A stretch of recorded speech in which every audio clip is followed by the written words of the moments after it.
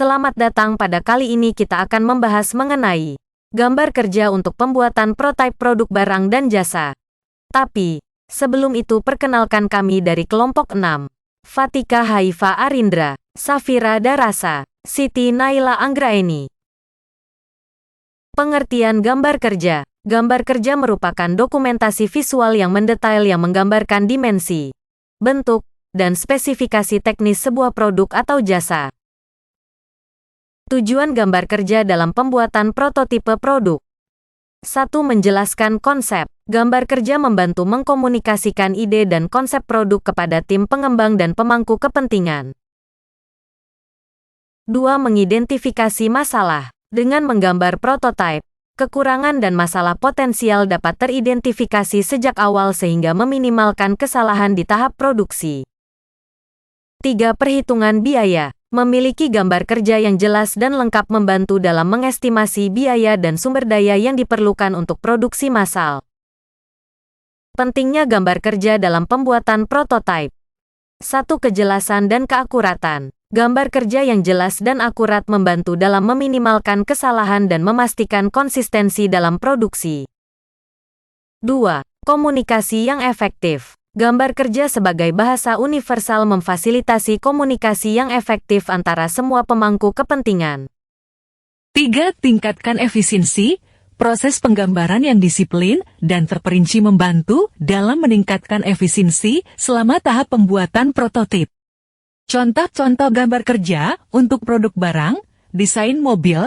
Contoh gambar kerja yang terperinci untuk menggambarkan setiap komponen mobil dari sisi eksterior hingga sisi interior.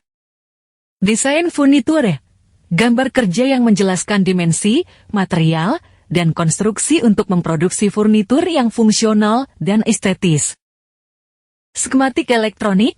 Contoh gambar kerja elektronik yang memperlihatkan diagram koneksi dan komponen untuk perakitan produk elektronik. Contoh-contoh gambar kerja untuk produk jasa.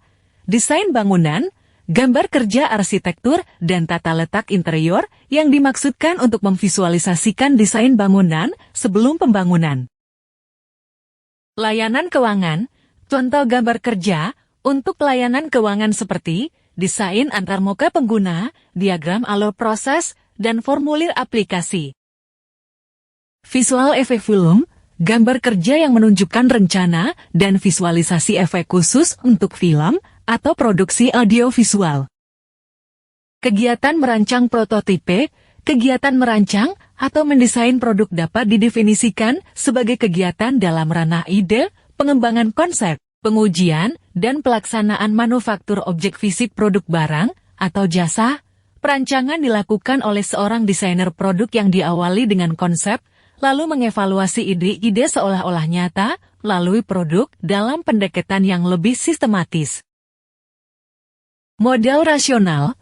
Model rasional adalah model yang dikembangkan oleh Herbert H. Simon. Beliau adalah seorang ilmuwan Amerika. Selain Herbert H. Simon, model rasional juga dikembangkan oleh Gerhard Pahel dan Wolfgang Bates. Mereka adalah dua ahli rekayasa rancangan berkewarganegaraan Jerman. Adapun model rasional menyatakan, sebagai berikut: 1. Para perancang berusaha untuk memaksimalkan rancangannya sesuai dengan tujuan dan batasan-batasan suatu produk. 2. Proses perancangan adalah proses yang berdasarkan pada rencana yang telah dibuat. 3. Proses desain hanya bisa dipahami sebagai proses yang dilaksanakan secara bertahap. Model aksi sentris. Model aksi sentris adalah model yang berdasarkan pada teori empiris dan metode agile. Dalam model, perasaan dan imajinasi perancang lebih dihargai, namun layaknya model rasional, model aksi sentris juga menganggap bahwa rancangan adalah sekumpulan informasi dan pengetahuan seorang perancang. Model aksi sentris adalah bentuk kritik dari model rasional. Model aksi sentris menyatakan sebagai berikut: 1. Perancang menggunakan emosi dan imajinasi dalam membuat sebuah rancangan. 2. Proses desain adalah proses yang penuh improvisasi, tidak terpaku pada rencana yang saklek. 3. Tidak ada tahapan-tahapan tertentu yang wajib dipatuhi oleh perancang, karena analisa, perancangan, dan implementasi saling berkaitan satu sama lainnya. Tahapan dan analisis gambar kerja prototipe produk barang atau jasa.